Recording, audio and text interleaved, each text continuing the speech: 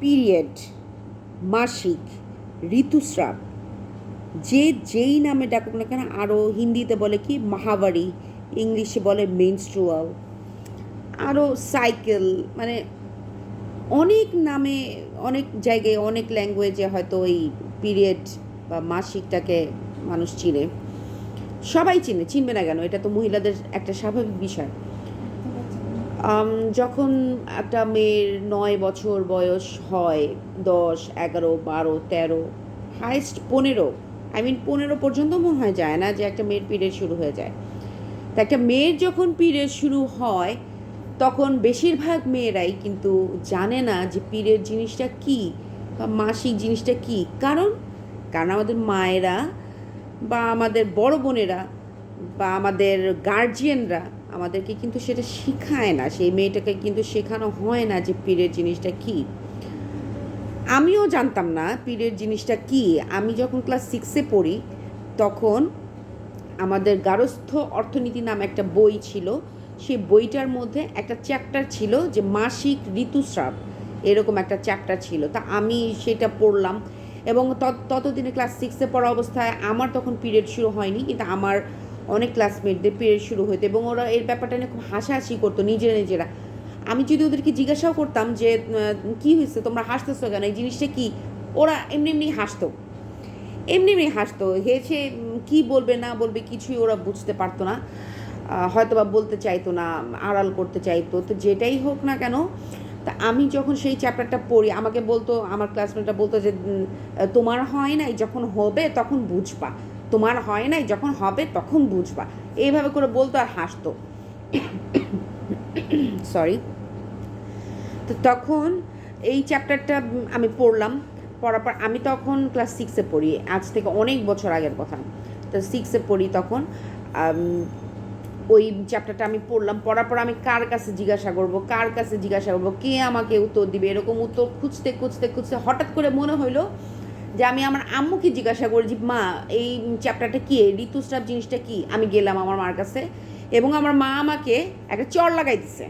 কিসের জন্য চড় লাগাইছে, মানে চড় মানে খুব বেশি জোরে চড় লাগায় নাই, হালকা জাস্ট গালের মধ্যে একটা ট্যাপ করে দিছে আর বলছে যে এইসব ব্যাপারে এখনও কথা বলার সময় হয় নাই। আমি বললাম আরে কথা বলার সময় হয়নি মানে, এটা তো বইয়ের মধ্যে লেখা। তা আমি অবশ্যই জানতে চাই যে জিনিসটা কী। আর আমার ক্লাসমেটরাও আমাকে বলতেছে না, ফ্রেন্ডরাও আমাকে বলতেছে না যে এই জিনিসটা কি, ওরা শুধু হাসে আর বলে। তো তখন আমার মা আমাকে বলে যাও, এখন এই ব্যাপারে কোনো কথা বলবো না আমি। আমাকে জাস্ট উনি বকা দিল, একটা ঝাড়ি মারলো, শেষ। তারপরে আমার ব্রেনের কিউরিসিটিতে শেষ না, তখন তো আমাদের কম্পিউটার, গুগল, ইউটিউব এত কিছুই তো ছিল না যে আমরা এই ব্যাপারে জানবো। তো যাই হোক, আমি তখন অনেক সাহস করে আমার বড় ফুপুর কাছে জিজ্ঞাসা করছি যে বড় ফুপি, এই ঋতুস্রাব মাসিক জিনিসটা কী। তখন আমার বড় ফুপিও হাসলো, বলে তোর এখনও হয় নাই। আমি বললাম না, হয় নাই বলতে জিনিসটা কেমনে হয়, কই থেকে হয়, কেন হয়, এইগুলো বিষয় তো আমি জানি না। আমি বইতে পড়ছি যে এরকম 15 বছর বয়সের মধ্যে একটা মেয়ের মাসিক হয়, মাসিক হইলে রক্তপাত হয়, কই থেকে রক্তপাত হয় সেইটাও তো বইয়ের মধ্যে ক্লিয়ারলি লেখা ছিল না। প্যাড ইউজ করতে হয় বা কাপড় ইউজ করতে হয়, কীভাবে ইউজ করতে হয় সেটাও তো আমি জানি না, এই বইয়ের মধ্যে এইসব লেখা। তারপর আমার বড় ফুপি আমাকে বলল যে এইটা নাকি যৌনাঙ্গ দিয়ে, মানে যৌন যেটা কি জরায়ু, ওই যে ওখান থেকে ব্লিডিং হয়, রক্তপাত হয়, কিন্তু কেন হয় এ ব্যাপারে আমাকে ক্লিয়ারলি কিছু বলেনি। তো তা আমার কিউরিয়াসিটি ব্রেইন তখনও আমি বুঝতাম না ঠিক মতো। তারপরেও আমি বললাম, জিজ্ঞাসা করলাম যে কিভাবে এই জিনিসটা হয়, কেন হয়। তো আমার বড় ফুপু আমাকে তখন ক্লিয়ারলি কিছুই বলেনি, কিন্তু এখন আমি বুঝি।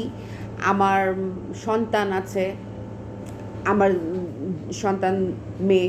তো আমার মা যে ভুলগুলো করছে আমি সেই ভুলগুলো চেষ্টা করি অ্যাভয়েড করার, মানে অন্তত পিরিয়ডের ব্যাপারটাতে। কারণ আমি বুঝি একটা মেয়ের যখন পিরিয়ড হয় সে মেয়েটা কত কিছু সাফার করে, পেটে ব্যথা, কোমরে ব্যথা, পায়ে ব্যথা, মাথা ব্যথা, চোখে ব্যথা, মনের মধ্যে নানান রকম কষ্ট নিয়ে সে মেয়েটা স্কুল করতেছে, কলেজ করতেছে, বিয়ে হয়েছে পরে শ্বশুরবাড়িতে কাজ করতেছে, না বিয়ে না হলে অফিস করতেছে, টিউশনি করতেছে, অনেক কাজ করতেছে, অনেক কিছু করতেছে, কিন্তু এই মেয়েটা এই পিরিয়ড চলাকালীন কষ্টগুলো নিয়েই করতেছে। তা আমি সবাইকে বলতে চাই যে পিরিয়ডটা নিয়ে একটু জানার চেষ্টা করুন। আমরা যে ভুলগুলো করছি, আমাদের মায়েরা যে ভুলগুলো করছে, সেই ভুলগুলো যেন এখনও এই ডিজিটাল যুগে এসেও যেন আমরা এই ভুলটা না করি। বাই দ্য ওয়ে, আমি বলি আমার মেয়েকে আমি কিভাবে আমি বলছি পিরিয়ডের ব্যাপারে। ওর যখন এরকম বয়সটা হয়ে আসতেছিল, তখন আমি ওকে ডাইরেক্টলি বলতে পারিনি, কারণ আমি তো ডাইরেক্টলি সেই ব্যাপারে জানতে পারি নাই। তা আমার ভিতরে সেই জড়তাটা ছিল যে আমি কিভাবে ওকে বলবো। তারপরে ওকে আমি ইউটিউবে যেই ছোট ছোট অ্যানিমেশন যে ভিডিওগুলো ছিল, সেই ভিডিওগুলো আমি ওকে বলছি যে তুমি এই ভিডিওটা দেখো। ততদিনে আমার মেয়েটার পিরিয়ড হয়ে গিয়েছিল অলরেডি। তো ওকে আমি বললাম যে কীভাবে কী অ্যাডজাস্ট করতে হবে, কীভাবে ইউজ করতে হবে, প্যাডস ইউজ করতে হবে, আমি সেই জিনিসগুলো আমি ওকে বুঝাই বলছি। এবং আমি ওকে বলছি, নর্মালভাবে বলছি যে তুমি এই অ্যানিমেশন ভিডিওগুলো দেখো, তাহলে তুমি অনেকটা বুঝতে পারবা। যেই জিনিসগুলো আমি তোমাকে বুঝায় বলতে পারতেছি না, সেটা হয়তো তুমি নিজে থেকেই বুঝিয়ে বলতে পারবা।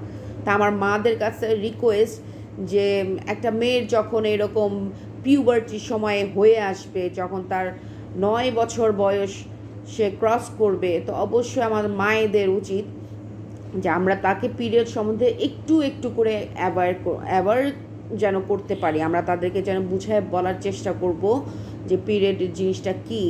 আনালে আমাদের মতো এরকম আমরা মেয়েরা মানে এমনি অনেকভাবে এমনি আমরা সাফার করতে থাকবো। আজকে জাস্ট আমি এতটুকুই বলবো, আপনাদের ফার্স্ট পিরিয়ডের কার কীরকম আপনাদের মহিলাদের, পুরুষদের না, মহিলাদের ফার্স্ট পিরিয়ড এক্সপিরিয়েন্স কার কীরকম ছিল একটু প্লিজ কমেন্ট করে জানাবেন।